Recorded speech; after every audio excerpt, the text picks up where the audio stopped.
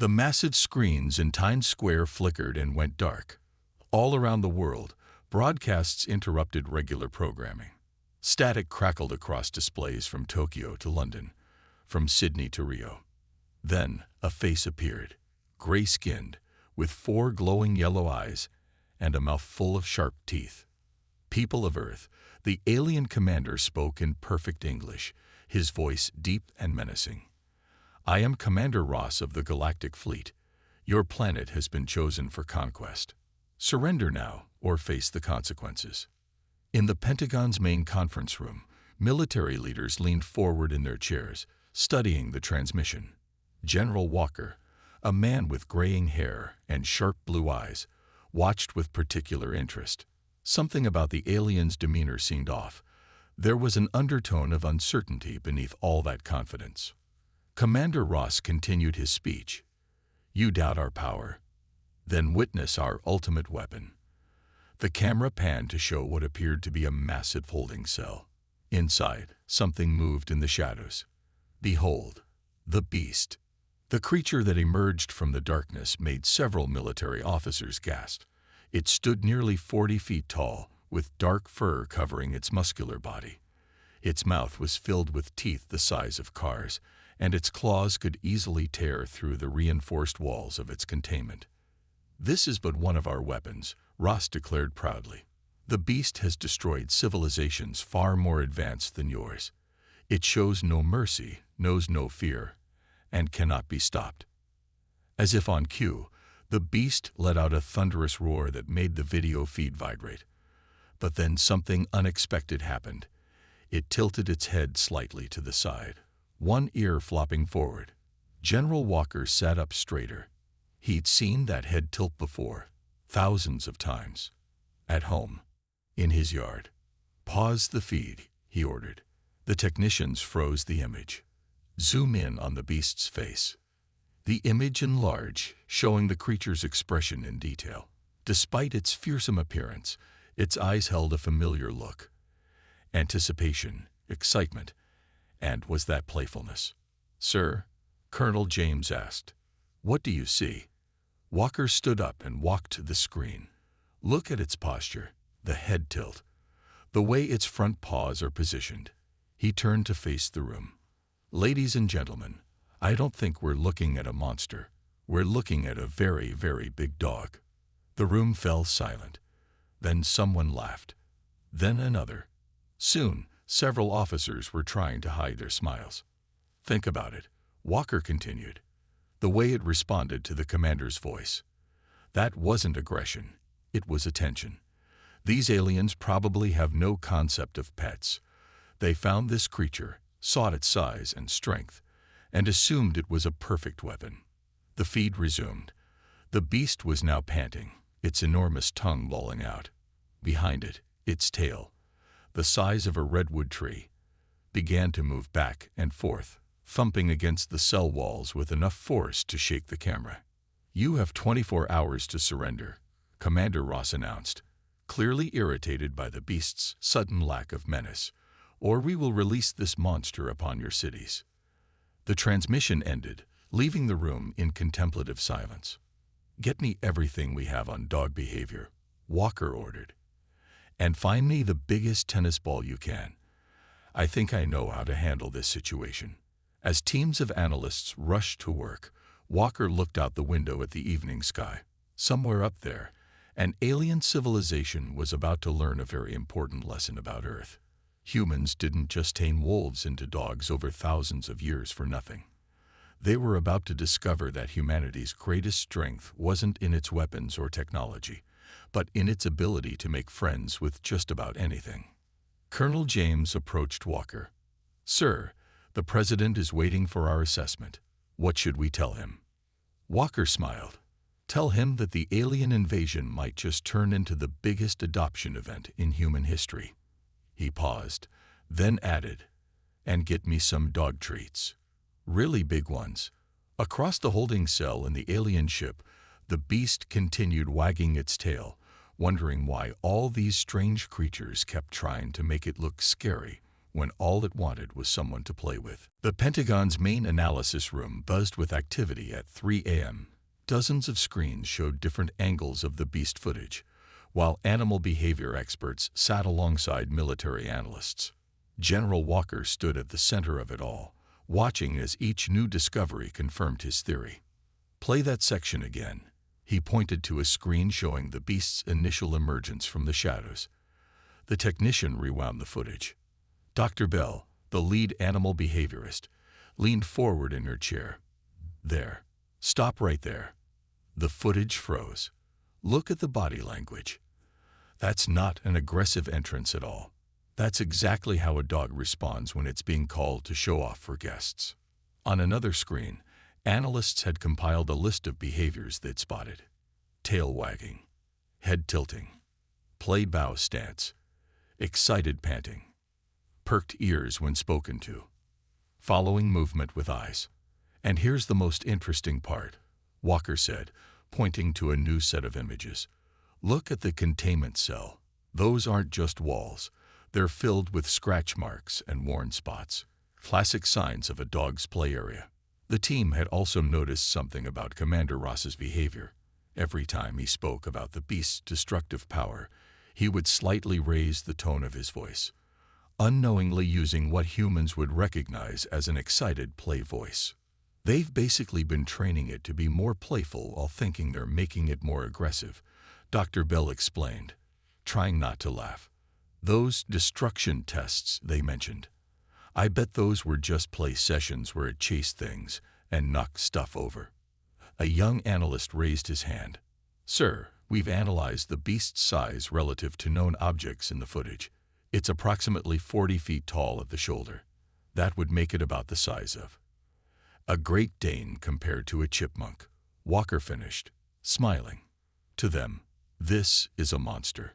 To us, it's just a very, very big puppy." The room's printer hummed as it produced more analysis papers.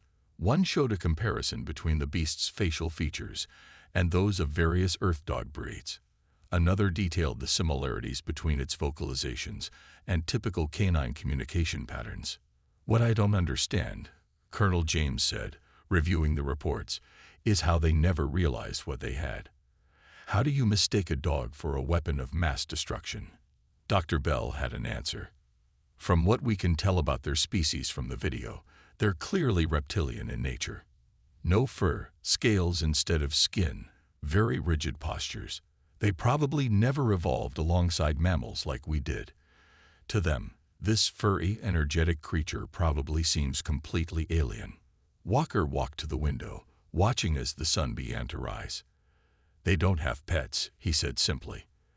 "They don't understand the concept of an animal that bonds with you, that wants to play and protect and love. They found this creature, saw its size and strength, and could only see it as a weapon." The room fell quiet as this sank in. Humanity's greatest advantage wasn't their technology or military might. It was their understanding of friendship, even with other species. "Sir," a technician called out, "you need to see this." On the main screen, they played a slowed-down version of the beast's roar. With the audio adjusted, something became clear. It wasn't a roar of aggression at all.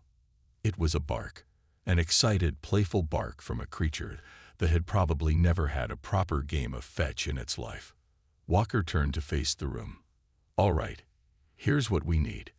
The biggest rope toy ever made. A tennis ball the size of a car. And enough meat treats to make this thing happy. We're going to show these aliens what humanity does best. We make friends." As the team rushed to work on their unusual shopping list, Dr. Bell approached Walker. "You know what's funny? They wanted to terrify us by showing their ultimate weapon, but all they did was show us the biggest opportunity for interstellar friendship we could have hoped for." Walker nodded, looking at a final image on the screen. The beast's face, frozen in mid-pant, looking exactly like every happy dog that had ever existed on Earth. "They thought they were showing us a monster," he said. "Instead, they just introduced us to our new best friend." Somewhere above Earth, in its massive play chamber, the beast chased its own tail, completely unaware it was about to become the key to peace between two civilizations. The 24-hour deadline was approaching. In the United Nations building, representatives from every nation sat ready for humanity's response to the aliens. General Walker stood at the podium, surrounded by screens showing the beast's footage. Behind him, a team of handlers carried large objects covered in sheets. "Are you sure about this?" the UN Secretary General whispered to Walker. "The fate of Earth depends on your theory being correct." Walker nodded. "Trust me, if I'm wrong about this, I'll personally apologize to every person on Earth." He paused, then added with a smile, "Assuming we're still here to apologize." The giant screens flickered, and Commander Ross's face appeared, all four of his yellow eyes narrowing. "Your time is up, humans. What is your response to our demands?" Walker stepped forward. "Commander Ross, we've reviewed your footage of the beast extensively. We have a counter-proposal." Counter-proposal. Ross's scales shifted color slightly, apparently a sign of confusion. "You face annihilation, and you wish to negotiate." "Not exactly," Walker said. "We'd like to meet the beast in person." The alien commander's jaw dropped. Behind him, other alien officers could be seen frantically consulting their devices, probably checking if they translated correctly. "You want to meet the beast?" Ross finally managed to say. "Did you not see its power, its ferocity?" Walker signaled to his team. They removed the sheets, revealing their prepared items: a massive tennis ball the size of a small car, a rope toy made from industrial-grade cables, and a treat the size of a dining table made from the finest cuts of beef. "Oh, we saw it," Walker replied, "and we think it's absolutely adorable." The silence that followed was deafening. Ross's scales shifted through several colors before settling on a pale gray. "Adorable," he sputtered. "This creature has destroyed entire testing facilities." "Playing," Walker corrected. "It was playing." "Commander, what you've got up there isn't a weapon of mass destruction. It's a very, very big puppy." The alien officers in the background started making strange clicking sounds, apparently their version of worried whispers. Ross leaned closer to the camera. "Explain," he demanded. Walker held up the giant tennis ball. "Land your ship. Bring the beast to these coordinates." He gestured to a large empty field outside the city that had been prepared. "We'll show you exactly what you've got." "This is a trick," Ross declared. "You're trying to lure us into a trap." "No tricks," Walker assured him. "In fact, we'll come unarmed. Just bring the beast. Oh, and," he smiled, "make sure you fed it. We wouldn't want it to get too excited about the treats before we can show you some basic commands." "Commands?" Now Ross looked completely lost. "You think you can command the beast?" "We've been commanding its smaller cousins for thousands of years," Walker replied. "Your ultimate weapon is just a bigger version of humanity's best friend." The UN chamber erupted in chuckles as Ross's face showed complete bewilderment. The alien commander turned to consult with his officers, their clicking language reaching a fevered pitch. Finally, Ross turned back to the screen. "Very well. We will land at your coordinates in 1 hour. But be warned, if this is a trick, the beast will be released to destroy your cities." "Understood," Walker said. "Oh, and Commander, you might want to bring a chair. This could take a while, and trust me, you're going to want to sit down for what we're about to show you." The transmission ended. Immediately, the UN burst into activity. As people rushed to prepare for the landing, Dr. Bell approached Walker with a concerned look. "What if we're wrong?" she asked. "What if it really is just a vicious creature?" Walker pulled out his phone and showed her a picture of his own dog at home. "Look at those eyes," he said, then pointed to a freeze frame of the beast on the main screen. "Now look at those eyes. Some things are universal, Doctor. Trust me. The hardest part of this meeting will be convincing the beast not to give everyone kisses." As the UN chamber emptied, Walker looked at the giant tennis ball. Somewhere above Earth, an alien civilization was about to learn why humans were called man's best friend to an entire species. And if he was right, they were about to turn an intergalactic crisis into the biggest game of fetch in human history. The massive alien ship descended from the clouds, its shadow covering the entire field. General Walker stood calmly, the giant tennis ball beside him, while Dr. Bell clutched a comically large clicker in her hands. Behind them, a team of handlers held the enormous rope toy and treats. Commander Ross emerged first, surrounded by armed guards. Their weapons were pointed at the humans, but Walker noticed they kept nervously glancing back at the ship's cargo bay doors.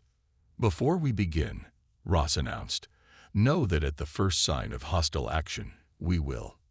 A loud thump from inside the ship interrupted him. Then another, and another. Walker smiled. "Let me guess, it heard new voices and can't wait to come out." Ross's scales turned a pale shade of gray. "How did you?" The cargo bay doors began to open, and a sound echoed across the field. Not a roar, but an excited whine that made every human present grin. The beast bounded out, its massive paws leaving small craters in the ground. It stood 40 feet tall at the shoulder, with dark fur and eyes the size of car tires. The alien guards raised their weapons, but the beast was already distracted. Its enormous head swung from side to side, taking in all the new people. Then it saw the tennis ball. Its tail began to wag. "No," Ross whispered. "No, no, no." The beast's tail wagging intensified, creating a breeze strong enough to ruffle everyone's clothes. Its tongue lolled out, and it made a sound that, while deafening, was unmistakably playful. Walker stepped forward. "Commander Ross, would you like to see what your ultimate weapon really is?" Without waiting for an answer, he turned to the beast and held up his hand in a clear sit gesture. "Sit." The beast's ears perked up. It recognized the tone, the same one Ross used when he wanted it to look scary for the cameras. But this felt different. This felt right. To the absolute horror of every alien present, the beast sat. The ground shook slightly. Its tail was still wagging, now thumping against the earth with enough force to register on nearby seismographs. "Good boy," Walker called out. The beast's joy at the praise was obvious. Its whole body wiggled with excitement. "Impossible," Ross breathed. "How are you controlling it?" Dr. Bell stepped forward. "We're not controlling it. We're communicating with it. This isn't a monster, Commander. This is a dog, just a very, very big one." To demonstrate, she held up the giant clicker and clicked it once. The beast's attention snapped to her instantly. She pointed to the ground. Down. The beast flopped onto its belly, making several alien guards stumble from the impact. Its tail was now sweeping back and forth across the field like a furry bulldozer, flattening the grass in wide arcs. Walker picked up the tennis ball. The beast's eyes locked onto it, and its whole body tensed with anticipation. "Would you like to do the honors, Commander?" Walker offered the ball to Ross. Ross stared at the ball, then at the beast, then back at the ball. "You mean to tell me, all this time?" "Yep," Walker grinned. "You've been trying to turn everyone's best friend into a weapon. How'd that work out?" With shaking hands, Ross took the ball. The beast watched it like a laser-guided missile tracks its target. "Just throw it," Walker suggested. "Trust me." Ross drew back his arm and threw the ball. It soared across the field, and the beast bounded after it with pure joy, each leap covering hundreds of feet. The ground shook with every landing, but no one could miss the absolute delight in its movements. The beast returned, dropped the now slobbery ball at Ross's feet, and looked at him expectantly. Its expression was clear. Again. Ross looked at the ball, then at his weapons, then at the beast's hopeful face. Slowly, he reached down and picked up the ball again. "I don't understand," he said, throwing the ball again and watching the beast chase it happily. "All our tests, the destruction, the chaos." Walker patted him on the shoulder. "Commander, let me tell you about something we humans call zoomies, and why you should never give them to a dog inside a space station."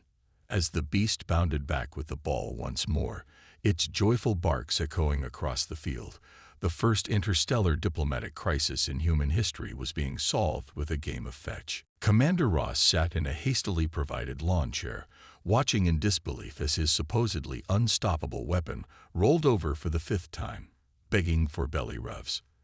Dr. Bell and her team had brought out reinforced back scratchers, essentially modified street sweeper brushes attached to long poles, and were giving the beast the first proper petting it had ever received. "I still don't understand," Ross said, his scales shifting between colors of confusion and amazement. "All those training sessions. You mean when you'd raise your voice and point at things?" Walker asked, trying not to laugh. "Yeah, that's play voice. You were basically telling it, 'Who's a good boy?' in alien language." The beast's legs started thumping against the ground as the handlers found a particularly good scratching spot. Each thump registered on nearby equipment as a minor seismic event. One of Ross's officers approached with a datapad.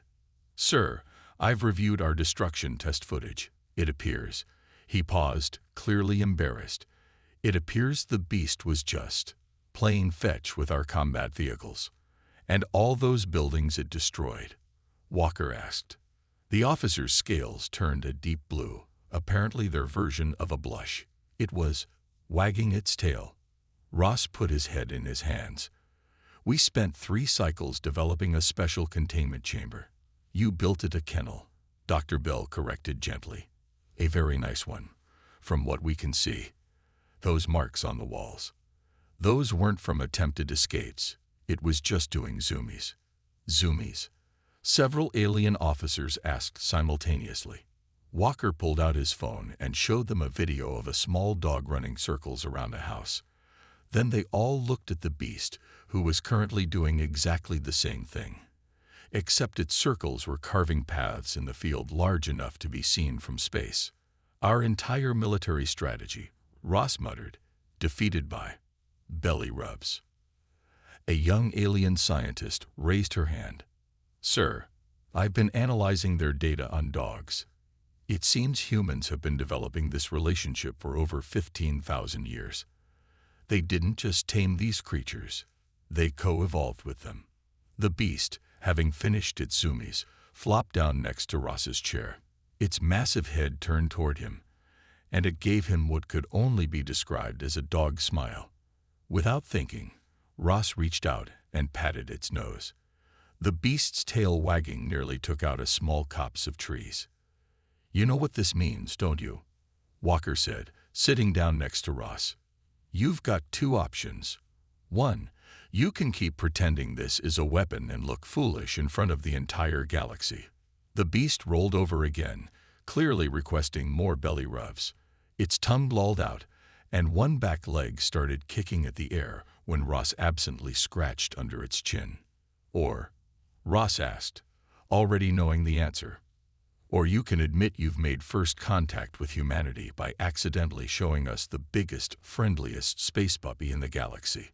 And maybe," Walker smiled, "maybe we can help you understand why we call dogs man's best friend."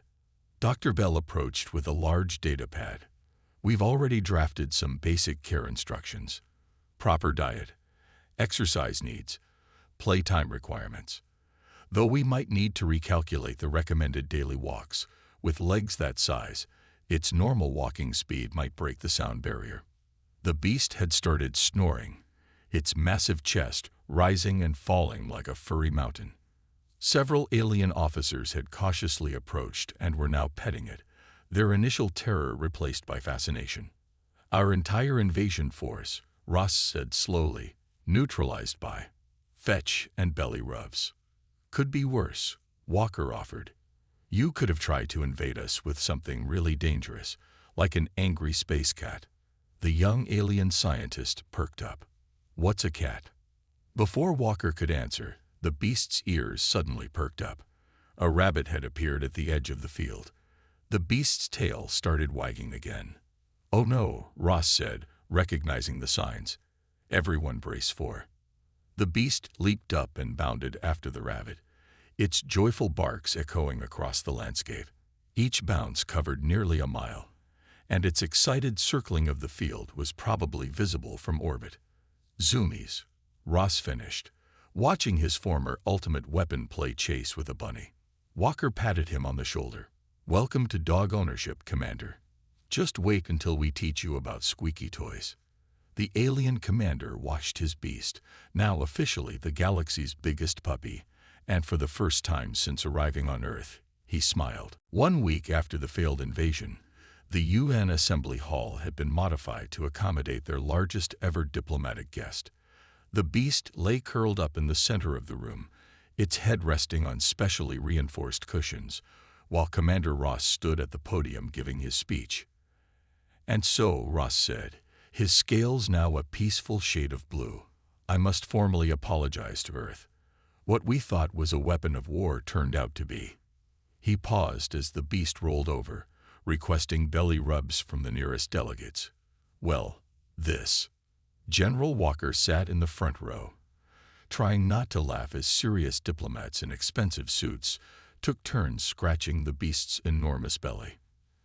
Dr. Bell stood next to a large screen, preparing for her presentation. "If I may," she stepped forward, "we've prepared a brief educational session about Earth's history with dogs." The screen lit up with images showing the evolution from wolves to modern dogs. The alien delegates watched in fascination as thousands of years of human-canine partnership played out before them.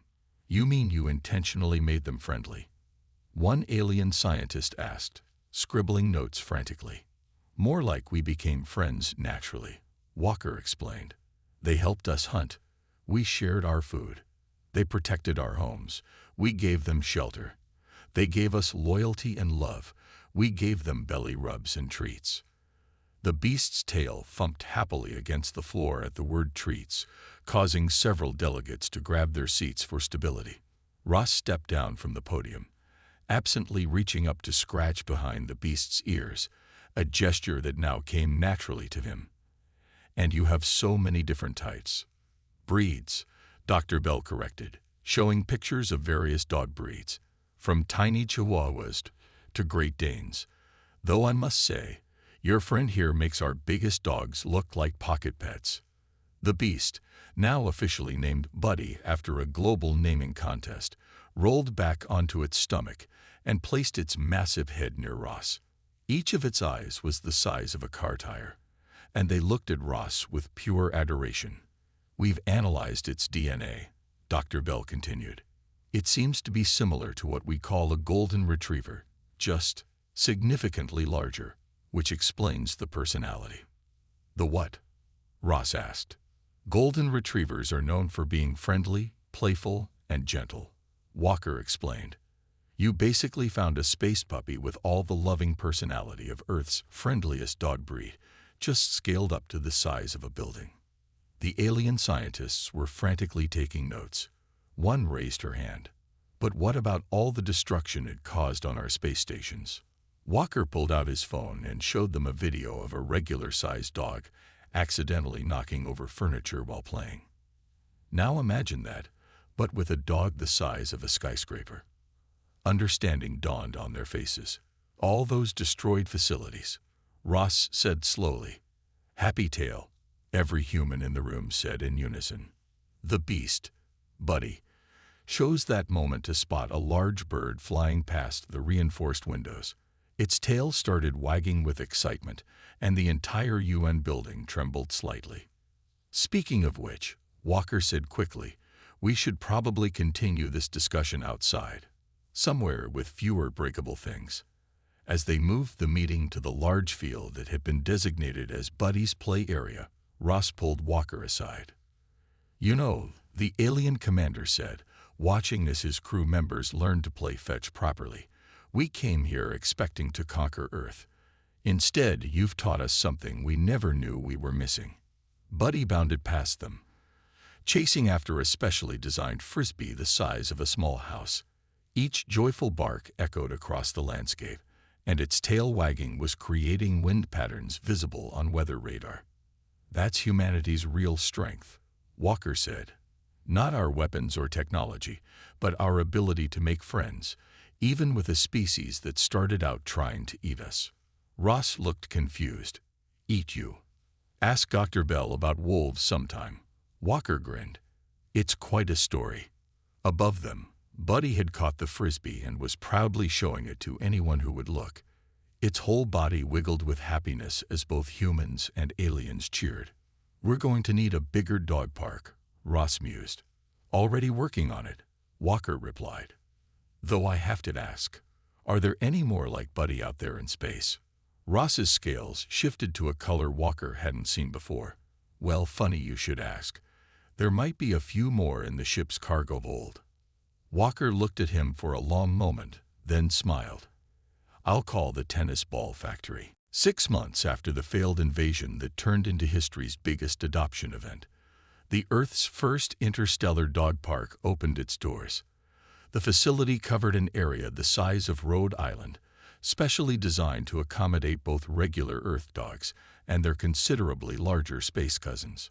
General Walker stood on an observation platform, watching as Buddy and 3 other space dogs played with what had to be the galaxy's biggest game of fetch. Each tennis ball was the size of a house, specially manufactured by a company that had quickly become Earth's first interstellar corporation, Cosmic Canine Toys, Incorporated. Still can't believe this is my job now, Commander Ross said, standing beside him. The alien wore a custom-made Earth shirt that read Professional Space Dog Walker and had a bag of treats the size of cars attached to his belt. Below them, Buddy spotted a flock of birds and took off running, followed by his new friends. Their excited barking echoed across 3 states, and the National Weather Service had to issue a statement explaining that the strange clouds were just happy tail effects. How's the cultural exchange program going? Walker asked, watching as a group of alien children learned to play with regular-sized Earth puppies. Ross's scales turned a happy shade of blue. Better than we ever expected. Our people had no concept of pets before this. Now, he gestured to a nearby alien family taking selfies with their new corgi. We can barely keep up with adoption requests. Dr. Bell approached them, carrying a tablet displaying various charts. The effect on both societies has been remarkable, she said. Alien stress levels have dropped significantly since introducing dogs to their culture, and human-alien relations are at an all-time high. It's amazing what shared love for dogs can accomplish. A tremendous splash interrupted them. One of the space dogs had discovered the Great Lakes-sized water pool and was doing what all dogs do when they find water. The resulting waves would probably show up on coastal warning systems. Though we should probably warn the coastal cities about swim time, Walker noted. The observation platform trembled as Buddy bounded over, proudly carrying a giant frisbee. Behind him, a mixed group of human and alien children cheered him on, completely unconcerned by his size. To them, he was just a very big, very good boy. You know what's funny? Ross said, pulling out a truly massive tennis ball launcher. We spent centuries exploring space, looking for powerful weapons or advanced technologies. Never once did we consider that the most advanced civilization might be the one that figured out how to make friends with other species. Walker watched as a team of alien scientists studied a group of Earth dogs playing. They had clipboards and serious expressions, but every few minutes one of them would get distracted and just start petting the dogs. Did you hear about the new space station design? Dr. Bell asked, showing them the plans. They're incorporating dedicated dog areas from the start. No more accidental destruction from happy tails. And the diplomatic course? Walker asked. Ross laughed. Every alien diplomatic ship now has at least one Earth dog on board. Turns out they're better at breaking the ice than any translator we've ever built. Suddenly, all the space dogs' ears perked up. A food truck had arrived, one specially designed to serve both regular dog treats and treats sized for their larger cousins. The ground shook as they all bounded over, tails wagging with enough force to generate their own weather systems. Should we tell them it's almost dinner time? Dr. Bell asked, checking her watch. "Den in your time," Ross called out, his voice carrying across the park. The response was immediate. Every dog in the park, from the smallest Chihuahua to the largest space dog, turned and ran toward the feeding areas. The sight of Earth dogs and space dogs all responding to the same call, all equally excited about food, made everyone laugh. "You know," Walker said, watching as humans and aliens work together to feed their various-sized pets, "when they write about this in history books, nobody's going to believe it." "Believe what?" Ross asked, preparing to help distribute the giant food bowls. "That humanity's first interstellar conflict was resolved with fetch and belly rubs." As if to emphasize the point, Buddy finished his dinner and flopped over, clearly requesting post-dinner scratches.